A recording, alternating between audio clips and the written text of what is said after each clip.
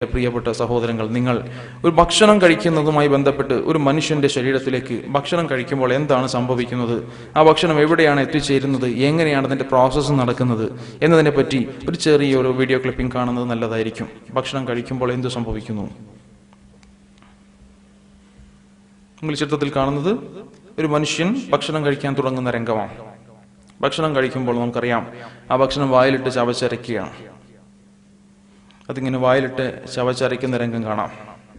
ആ ഭക്ഷണം വിഴുങ്ങുന്ന രംഗം നിങ്ങൾക്ക് കാണാം. ആ വിഴുങ്ങുന്ന രംഗം നിങ്ങൾ കാണുന്നു. ആ വിഴുങ്ങുന്ന സമയത്ത് നമുക്കറിയാം രണ്ട് വഴികളിൽപ്പെട്ട ഒരു വഴിയിലൂടെയാണ് ഭക്ഷണം താഴേക്ക് ഇറങ്ങുന്നത്. ഒരു വഴിയിലൂടെ താഴേക്ക് ഇറങ്ങുന്നതിന് തൊട്ട് മുന്നിൽ വേറൊരു വഴി അടയപ്പെട്ട് കാണുന്നുണ്ട്. ആ ഭക്ഷണം ചവച്ചരയ്ക്കപ്പെട്ട് താഴേക്ക് വരുന്ന രംഗം നിങ്ങൾക്കിവിടെ കാണാം. ആ താഴേക്ക് വരുമ്പോൾ രണ്ട് വഴികൾ അവിടെ കാണാൻ പറ്റുന്നുണ്ട്. ആ രണ്ട് വഴി, ഇതിലേത് വഴിയിലൂടെ ഭക്ഷണം പോകണം? ഇതൊരു കൺഫ്യൂഷനാണ്. ആ വരുന്ന ഭക്ഷണത്തിന് മുൻപിലെ വഴിയിലൂടെ പോകാം, പുറകിലെ വഴിയിലൂടെയും പോകാം. പുറകിലുള്ള വഴിയാണ് യഥാർത്ഥത്തിൽ അന്നനാളം, 30 സെന്റിമീറ്ററോളം നീളത്തിൽ കിടക്കുന്ന അന്നനാളം. ആ അന്നനാളത്തിലൂടെ, ഈസോഫാഗസിലൂടെ ആ ഭക്ഷണം ആമാശയത്തിൽ എത്തിച്ചേരണം. ഇതാണ് ശരിയായ വഴി. വേണമെങ്കിൽ ആ ഭക്ഷണത്തെ തൊട്ട് മുൻപിൽ കാണുന്ന വഴിയിലൂടെ കടന്നു വരാനുള്ള സാധ്യതയുണ്ടല്ലോ. അത് യഥാർത്ഥത്തിൽ ശ്വസന നാളിയാണ്. മനുഷ്യൻ ശ്വാസം എടുക്കുമ്പോൾ ശ്വാസം പോകുന്ന നാളിയാണ്. അതിലൂടെയാണ് ആ ഭക്ഷണം കടന്നു വരുന്നതെങ്കിൽ ഓട്ടോമാറ്റിക്കായിട്ട് ആ നാളിയെ ക്ലോസ് ചെയ്യപ്പെടും, ബ്ലോക്ക് ചെയ്യപ്പെടും. ആ നാളി ബ്ലോക്ക് ചെയ്യപ്പെട്ടാലോ ആ മനുഷ്യൻ മിനിറ്റുകൾക്കുള്ളിൽ ശ്വാസം മുട്ടി ലോകത്തോട് വിട പറയും. അല്ലാഹു നമ്മയും തലമുറകളെയും കാത്തുരക്ഷിക്കട്ടെ. വളരെ ഗൗരവമുള്ളൊരു വിഷയമാണത്.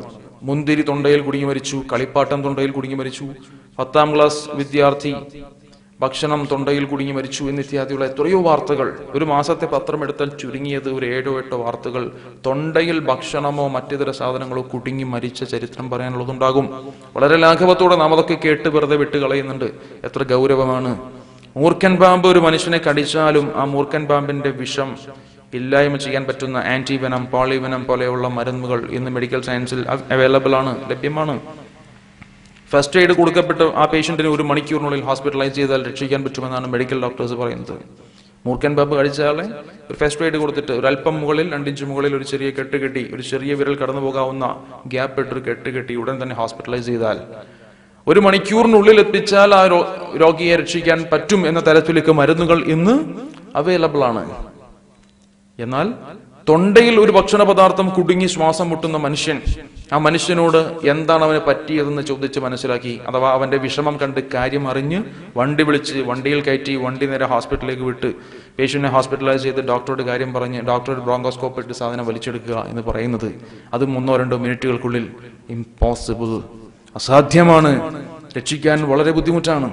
അതല്ലെങ്കിൽ അതിന് പറ്റുന്ന ഫസ്റ്റ് എയ്ഡ് മെക്കാനിസം ഒക്കെ മെഡിക്കൽ ഡോക്ടേഴ്സ് പഠിപ്പിക്കുന്നുണ്ട്. ഹെംലിഷ് മാനോവർ എന്നറിയപ്പെടുന്ന ടെക്നിക്കിലൂടെ എമർജൻസി സിറ്റുവേഷൻ വന്നാൽ കൈകാര്യം ചെയ്യാനുള്ള ടെക്നിക്സ് ഒക്കെ ഉണ്ട്. ഇത് സാധാരണ ജനങ്ങളൊന്നും പഠിക്കാത്തത് കൊണ്ട് അങ്ങനെ ഒരാളെ രക്ഷിക്കാനും ബുദ്ധിമുട്ടാണ്. ചുരുക്കം ഞാൻ പറഞ്ഞു വെക്കുന്നത്, തൊണ്ടയിൽ ഭക്ഷണ പദാർത്ഥം കുടുങ്ങിയിട്ട് ഒരു മനുഷ്യൻ ഈ ലോകത്ത് ബുദ്ധിമുട്ടുന്ന അവസ്ഥയുണ്ടായാൽ മിനിറ്റുകൾക്കുള്ളിൽ ഈ ലോകത്തോട് വിട പറയലാണ് റിസൾട്ട്. അത്രത്തോളം ദുർബലനാണ് മനുഷ്യൻ.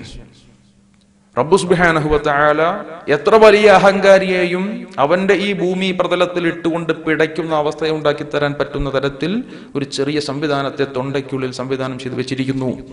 എപ്പിഗ്ലോട്ടിസ് എന്നറിയപ്പെടുന്ന ചെറിയൊരു തന്തു, ആ തന്തു വന്ന് അടയുമ്പോഴാണ് ആ ഭക്ഷണ പദാർത്ഥം മുൻപിലേക്ക് പോകാതെ ശരിയായ വഴിയിലൂടെ പോകുന്നത്. എപ്പിഗ്ലോട്ടിസ് എന്നറിയപ്പെടുന്ന ഈ സംവിധാനം തൊണ്ടയിൽ ഇല്ലെങ്കിൽ ഭക്ഷണം റൂട്ട് മാറി ശ്വാസം മുട്ടി മനുഷ്യൻ മരിക്കുന്ന അവസ്ഥയിലേക്ക് എത്തുമായിരുന്നു. അത്രത്തോളം ചെറുവിരലിനേക്കാൾ ചെറിയൊരു തന്തുവിനെ കൊണ്ട് തൊണ്ടയിൽ അവനെ സംരക്ഷിച്ച് അതേ തന്തുവിനെ കൊണ്ട് തന്നെ അവന്റെ ജീവന് ഭീഷണി ഉണ്ടാക്കുകയും ചെയ്യുന്ന റബ്ബ് സുബ്ഹാനഹു വ തആല വെറും ദുർബലനായിട്ടാണ് മനുഷ്യനെ പടയ്ക്കപ്പെട്ടിരിക്കുന്നത്.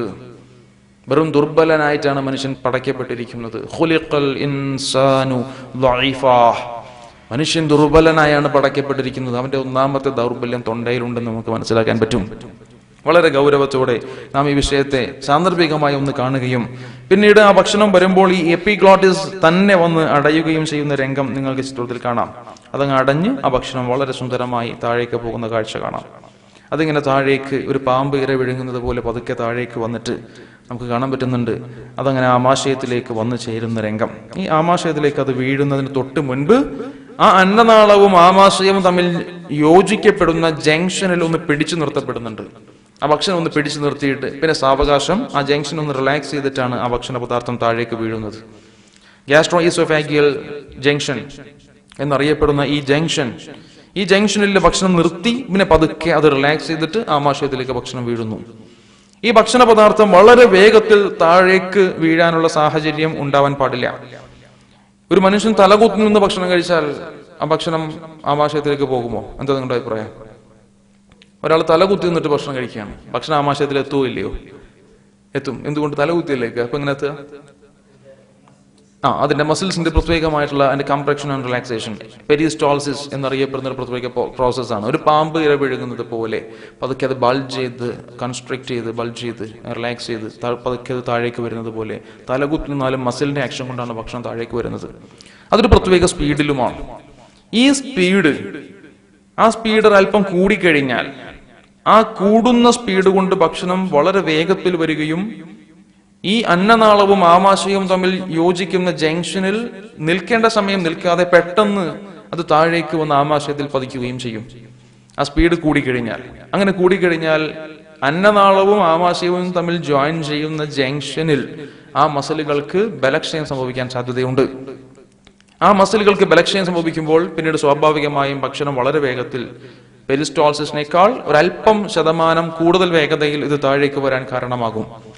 അങ്ങനെ വളരെ വേഗത്തിൽ, പെരിസ്റ്റോൾസിസിനേക്കാൾ കൂടുതൽ വേഗത്തിൽ ഈ ഭക്ഷണം താഴേക്ക് വരാൻ കാരണമാകുന്ന ഒരു ദുശ്ശീലം നമ്മുടെയൊക്കെ ജീവിതത്തിൽ ഉണ്ട്. അത് മാറ്റണം എന്നുള്ളത് ഈ വീഡിയോ ക്ലിപ്പിംഗ് കാണുന്ന ആളുകളുടെ നിർബന്ധ ബാധ്യതയാണ്. സാധാരണയായി സ്വാഭാവികമായും വരേണ്ട വേഗതയേക്കാൾ ഒരല്പം വേഗത താഴേക്ക് വരുന്ന ഭക്ഷണത്തിൽ ഉണ്ടാവാൻ കാരണമാകുന്ന ഒരു ദുശ്ശീലം നമുക്കുണ്ട്. ആ വേഗത കൂടാൻ പാടില്ല. കൂടാതിരിക്കാനുള്ള മെത്തേഡുകൾ വിശുദ്ധ ദീനുൽ ഇസ്ലാമിലുണ്ട്. നാം അത് കൂട്ടുന്നതിന് നമ്മുടെ ജീവിതത്തിൽ നാം ഉപയോഗിച്ചുകൊണ്ടിരിക്കുന്ന ഒരു ദുശ്ശീലമാണ് ഭക്ഷണവും വെള്ളവും കുടിക്കുമ്പോൾ നിന്നുകൊണ്ട് ആകുക എന്നുള്ളത്. ഒരു മനുഷ്യൻ വെള്ളം കുടിക്കുമ്പോഴും ഭക്ഷണം കഴിക്കുമ്പോഴും നിന്നുകൊണ്ടാകുമ്പോൾ സ്വാഭാവികമായും പെരിസ്റ്റോൾസിസിനേക്കാൾ ഒരല്പം കൂടി വേഗതയിലാണ് ഭക്ഷണം താഴേക്ക് വരുന്നത്. ഭൂമിയുടെ ഗുരുത്വാകർഷണം ഒരല്പം മാത്രം അതിൽ എഫക്ട് ചെയ്യുന്നുണ്ട്. അങ്ങനെ എഫക്ട് ചെയ്യപ്പെടുമ്പോൾ ഇറങ്ങി വരുന്ന ഭക്ഷണത്തിന്റെ വേഗത കൂടും. അത് ഈ പറയപ്പെട്ട ഗ്യാസ്ട്രോ ഈസോഫാഗിയൽ ജംഗ്ഷനിൽ ഒരു ഇറോഷൻ അതല്ലെങ്കിൽ ഒരു ബലക്ഷയത്തിനൊക്കെ